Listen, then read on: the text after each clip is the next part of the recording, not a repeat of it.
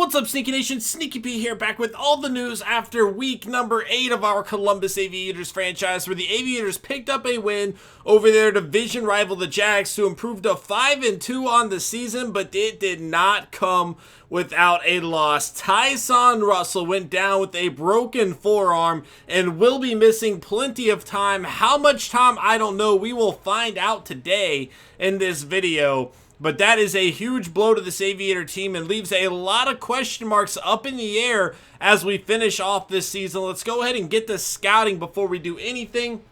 Continue to finish off all these unscouted players. This might be it for the initial go-round, which means we should be able to actually get into the meat of the scouting in this video. Maybe it'll be in the next one. I think this should do it. At least look at a few prospects here. Yep. All right, so we're going to finish off getting that first trait down for everybody. Let's go ahead and move on and start looking at players that can fill in immediately. Defensive tackle might be a need. Casey's getting up there in age. He's still playing outstanding for us, but we never quite know when he is going to retire or continue to keep it going. We are going to need a 3-4 defensive tackle. But again, we're pretty set with the majority of our team right now. We tend to find a lot of players that fit in anyway. I think what we're trying to do is just look for best players available. That's really probably going to be our goal here. And get whoever we can that we feel like will help us out long term. So here's another, look at this guy, 6'4", B+ release. Not great catching. I mean, it's not bad. But I like to see more than just one B+ attribute from a first-round pick. You don't see that early on here. With our first 4, I don't have enough scouting points. Next week's when we're really going to be able to start getting into it. But despite seeing a lot of pretty good rated players up top, their second attribute did not seem to go over that well. We will get into this later on with Warford and McKnight. Obviously, we would love to bring both of them back. Warford over here, 94 overall. Then we all know McKnight. He has been outstanding for us. A 95 overall for him. Definitely would love to have both those players back. Jackson might be outplaying Taylor right now. I don't know. I feel like Taylor's actually been solid in coverage, but we've seen Jackson break up a lot of plays lately. He's making a play for that number 2 corner spot, but I've been pretty thrilled with both of them, to be honest. A lot more than we were Bradley Roby last year. But Taylor, an outstanding preseason. He's been solid. I haven't had to call his number as missing an assignment a whole lot this year. But Jackson's really done a great job of breaking passes up. I don't know. Let's go ahead and check out the injury report here. Next up, we do have the Bengals. And this is what it's all going to come down to right here. 7 weeks for Tyson Russell. And that's a big blow to this team. Now, what this does mean is that we will have Tyson Russell back right before the end of the season, which is great. Which means if we make the playoffs, Russell will be available to us. Making the playoffs is going to be the tricky part. Now, we do sit pretty well within the division right now. We have, a 2-game lead over the closest other team, which is the Colts and the Texans. We have a lead over them right now. That's outstanding.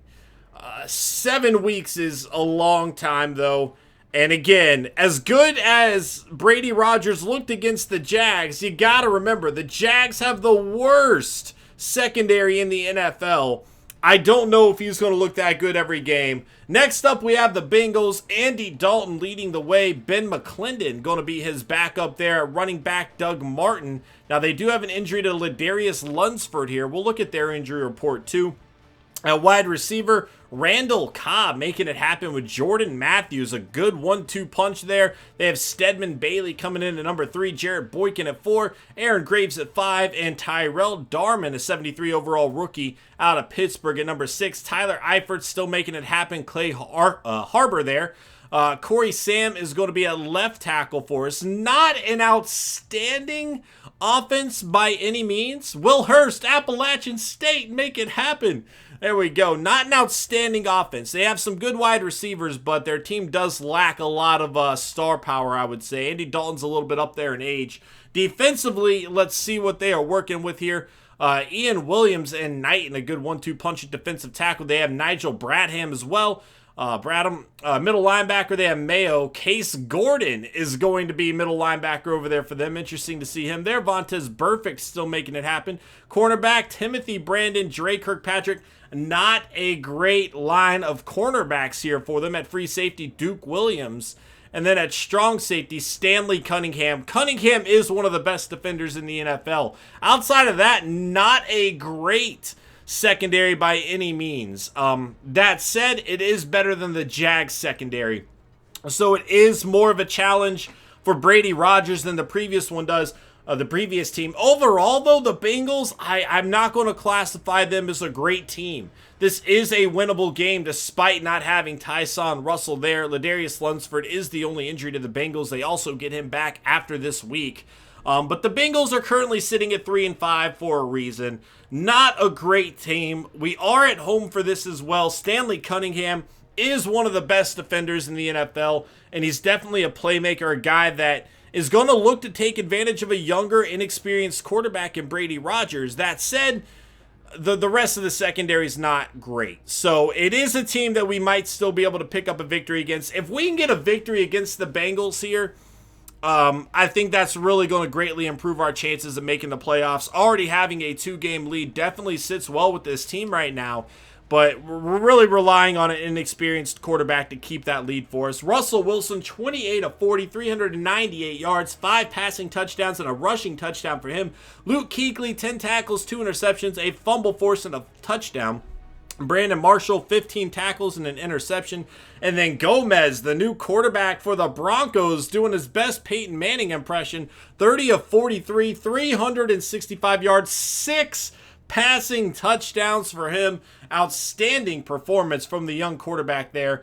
Looking to take that Broncos team to the next level. It's going to be an interesting week to kind of see our first go at it with Brady Rodgers as the starter here. A lot of question marks over these next 6 weeks. I really hate that we already got our bye week out of the way. We definitely could have used that during this injury. But, you know, we're missing 2 of our best players, one on offense, one on defense, and the Aviators are going to have to come together. We need to see more out of Rodman Scott than we have seen. He's got to be better than he has been so far this season. It's going to be an interesting challenge, guys. Thank y'all so much for watching this video. I hope you enjoyed. Hit that like button if you did, and I will see you guys in Week 9 as the Aviators take on the Cincinnati Bengals. Later.